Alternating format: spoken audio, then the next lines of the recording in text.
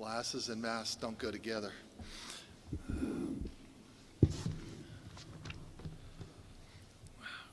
What do they say about our weather here in Georgia? If you wait, 24 hours, it'll change. And we had snow flurries out of the house last night, and I see no one had car problems, so it's good to see y'all. Well, today's the 1st of December, and I wanted to give you a quick update on some of the multiple election items going on in our state. First, the special election runoffs are underway today. We've had no real issues so far. One touchscreen had to be rebooted at the start of the morning in DeKalb County, but that's running fine now. There will be 2 separate election night reporting pages that will be up today. One for the congressional 5th District race and the other for the State Senate 39 special Democrat primary and the Western District DA's race. So we look forward to a smooth election day today. On the recount, we are approaching 50 counties being completed so far. The largest still out is Fulton, and again, we're seeing issues there. I read their statement of the issue of why they are rescanning 300,000 plus ballots that they have already scanned for the recount, and they could not recover the data for that. They put out a statement that only told part of the story. It's somewhat typical for what we're seeing from Fulton County, both recently and really for the last 15 to 25 years. The real issue is a Fulton County employee made several compounding errors. The biggest was, instead of following the procedures that my office and the vendor laid out, Fulton County once again cut corners. The biggest one being he backed up the election project on the server itself instead of on an external backup. Because of that decision, they lost the ability to upload hundreds of thousands of scanned ballots. Processes and procedures exist for a reason. The reason is to take into account the unexpected. Then there are decisions that continue to be concerning. Fulton County knocked off work at 4:45 on Sunday and 5 o'clock yesterday, announced they will scan from 7 a.m. to 11 p.m. today. As of an hour ago, Fulton County only had 8 of the 17 high-speed scanners going because of staffing shortages, as I understand it. They can still make it by our midnight Wednesday deadline, but they seem to want to make it a dramatic finish. And I think us in our office, and I think really the rest of the state, is getting a little tired of always having to wait on Fulton County and having to put up with their dysfunction. The rest of the counties continue to make good progress, and that's good news. For the next big election, January 5th, we will continue to safeguard our voters and the integrity of the election. I still firmly believe that it violates the United States Constitution to vote for anyone to vote in one election, in the general election, for a senator that will be seated in January, and then come to Georgia and vote for another senator that will also be seated in January. My office is exploring ways to stop that from happening. It may require an outside lawsuit, which we would support. We will continue to look for third-party groups and individuals trying to game our system. Some have said this is voter suppression. It isn't. Since the announcement of our investigation yesterday, we have had additional information coming in regarding the tactics from these groups, including the New Georgia Project, sending 5 voter registrations to the same dead person, and sending applications to ineligible voters. If these third-party groups are going to get involved in our elections, they need to do it responsibly. My office is focused on voter protection. Every illegal vote will dilute the illegal votes of Georgia citizens that follow the law and are simply expressing the vote they want to cast. Illegal voting is wrong, and it is a felony. Your vote matters. Elections matter. Thank you.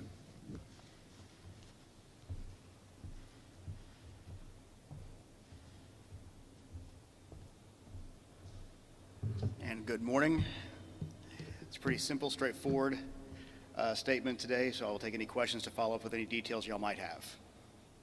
Justin.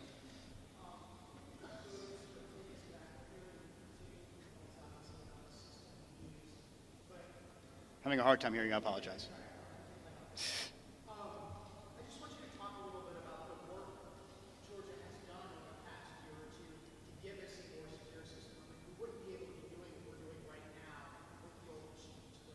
Correct. I mean, one of the main things the legislature wanted to do, along with Secretary Raffensperger and basically all the Republican leadership, was to have a paper-based system so that we can audit.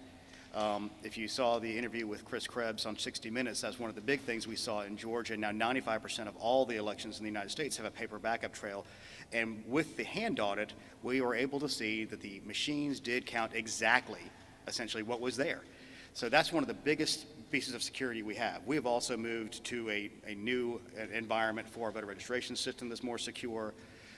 We have processes in place to keep the machines themselves secure.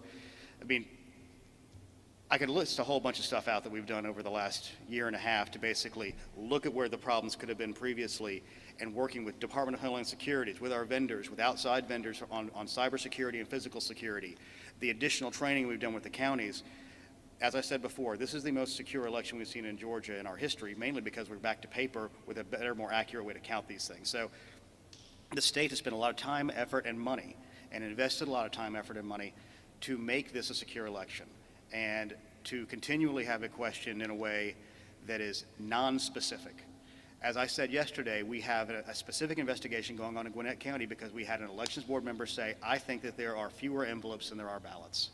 So that is a specific thing we can investigate. But a generalized, we don't like the outcome, therefore you should investigate, is not, what are you looking for? They'll start throwing, if you investigate one thing, as an example, we did the hand audit after people said the machines flipped the votes. And they said, okay, well now the goalposts continue to move. And at some point, you have to say, look, the election was the election, the outcome is the outcome. We will continue to investigate every single allegation that we get that's credible. We have 250 investigations open right now. But we anticipate that we have not seen widespread issues yet, but that's not to say there couldn't be, because with this small margin. But the problem is there hasn't been direct evidence of a conspiracy. There's no evidence of some cabal over the top of this trying to switch the elections out. Are there individual illegal votes? Yes, there are in every single election every year. It has ever been thus in every election in the United States. It's a question of finding those illegal votes and hopefully weeding them out beforehand and doing the best you can on that. But you have human beings in 159 counties. And having the decentralized election system designed the way it is also a security measure because there's not one thing to hit. So, and does it provide for problems because you have a more diffused amount of people with different levels of sophistication? Yes. Somebody said yesterday we have 159 counties with 180 degrees of sophistication within all the counties. So you're always going to be at the whim and whimsy of a person in the most important spot who may not have the best training in some of these counties because they are under-resourced. And we know that. We work really hard to bring everybody up to the resource level they need to. And let's look at the hand audit we did that was amazingly well done. On the amount of ballots cast, they were off by 0.1053%, and on the margin, they were off by 0.0099%. That was executed not by the state, that was executed by the 159 counties, and they did a good job with that. So that's probably a long-winded answer to your question on what we've done, but it does kind of go over a lot of those things. I mean, I guess I'll see you at 5, right? Okay.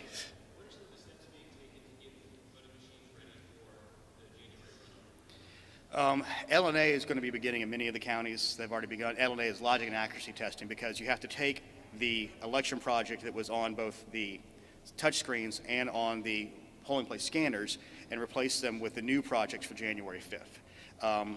We are working right now. There was a Judge Batten order that in 3 counties, it was Cherokee, Cobb, and one other one that I can't remember right now, that they can't do that. That's obviously problematic. We're trying to work through those issues right now. But they have to begin the process of that because literally in 13 days, we begin early voting for those elections. So they have to get those projects in place and ready to go. What else? Yes, way in the back there, okay.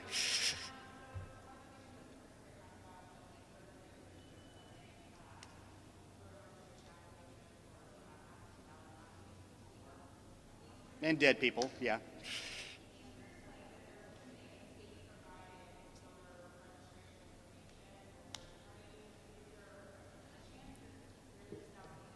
The biggest chance for most of these things we've seen is they're probably buying third-party data that would be, more commercially oriented, because the state stuff, counties use the death records and the vital records department at the county level, and those are maintained at the county level. The issue you have occasionally is if somebody dies out of state, sometimes that doesn't get there. But we also have cases we've seen so far where people haven't lived at a address since 1994, and the likelihood of that being in our system still is lower, but it goes back to the fact that list maintenance is not allowed during the 90-day window before an election. And given the fact that we are a mobile society and a higher tech society now, I think we need to take the possibility of the 90-day window being a little antiquated in terms of trying to keep your list maintenance up and proper. Because of the mobility we're discussing, we have higher tech tools that can allow for some of those things to be done, and people need to not believe everything they read, that everybody's going to be purged all the time. 11% of people move a year. They can move within the state, they can move outside the state, and that's standard. There's going to always be a churn. And that's why we see, even in our inactive voter list right now, I think it's close to 400,000 people who every indication is they are no longer there. But we cannot do anything extra to remove them at this point. We can't start the process of removing anybody else. That's why you'll see 130,000 people are on the NCOA list that haven't been removed from the rolls. They legally can't be removed from the rolls. So it'd be great to see our federal representatives take some steps to maybe get the laws a little more up to date than what we had from the 1993 National Voter Registration Act. Yeah.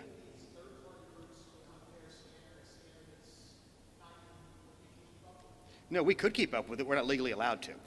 But what I'm saying is that they're using third-party data that it's obvious as people aren't there, and it opens up the ability to have potential fraud out of that. All we're saying is they need to act responsibly. They need to do their own vetting of what they're mailing and everything. Everything we do has to be done specifically under the law. So like when somebody registers, we produce the voter registration cards and they go out.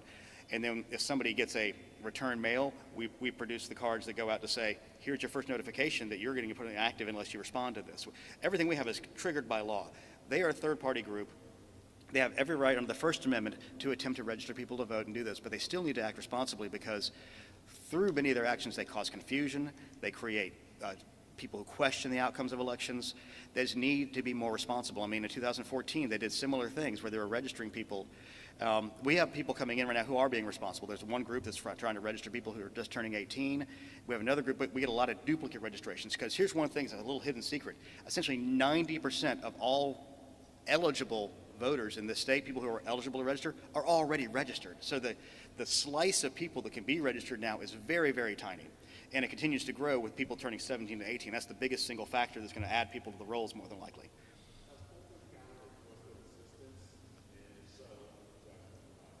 One of the things we had done already is through the vendor, we provided 2 additional scanners, and then the state has what we call basically our pool scanners. We provided 4 more. So we went from 11 to 17 with the state's equipment. So we have done that for them. The vendor was on site on Sunday when some of this stuff began, and on Saturday saying, you can't use this particular server the way you intend to use it. They told them that immediately.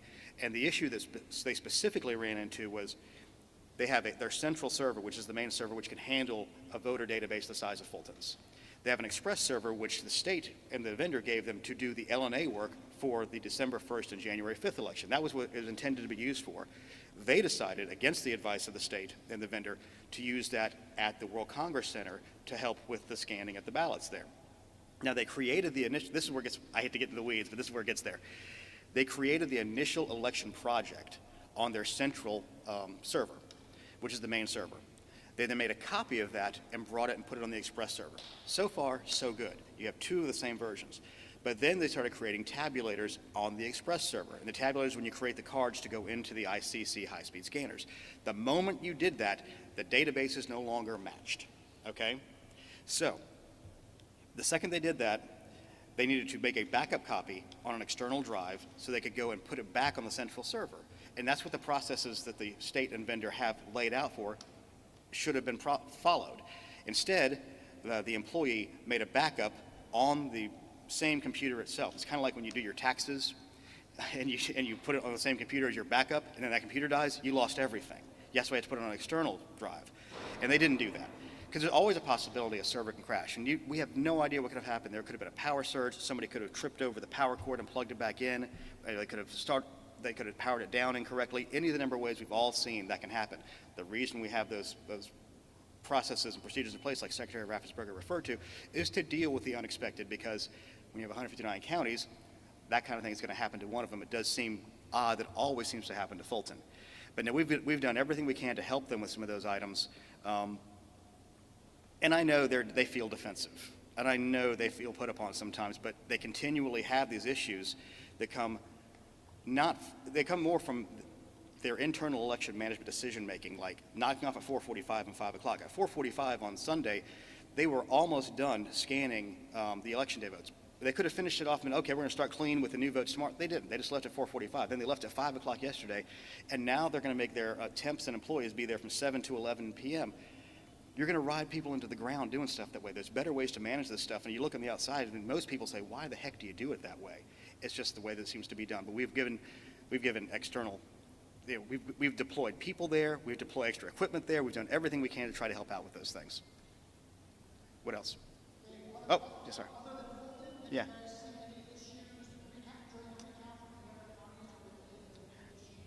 Nothing with the Dominion machines. There's one issue in DeKalb, but I haven't seen it resolved yet. They had a batch of ballots they need to get adjudicated, and they were hung up on one, and they were having a new engineer come in and put eyes on it. But the last I heard about that was about 7 o'clock yesterday, and I haven't heard about it this morning, but I'll follow up and find out where they're at with that. That's the only other thing that I've heard, and again, it was hung up in adjudication. They didn't know exactly why at the time, but they thought they did, but the engineer wanted to go put his eyes on it. I haven't gotten a follow-up on that yet. That's the only other thing. Yes, sir.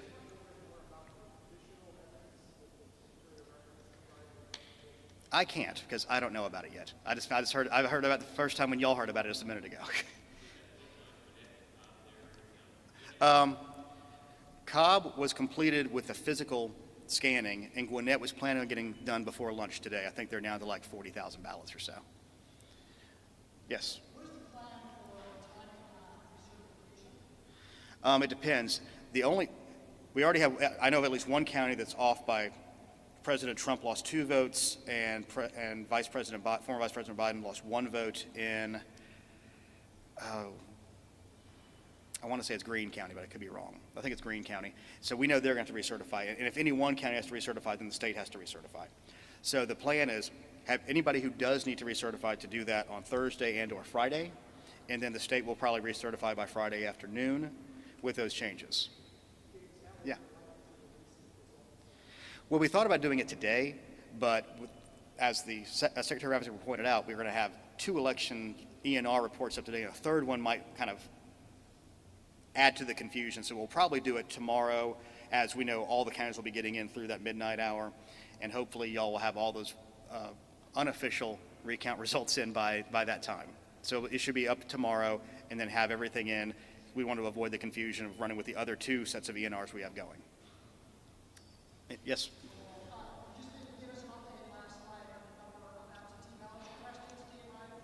Yeah. I get them every morning. Frankly, I did not do the math this morning before this one. I saw on the absentee ballot portal it was up by another 8,000 or 9,000. So that's the biggest bucket right now that's coming in. Otherwise, we have stuff on ENR, and there's about 40,000 on the on the dashboard to allow for that. One other little technical thing for everybody to realize: all the counties that had runoff elections could not take their new registrations and put them into the ENET system yet, because they have actual elections that are live right now.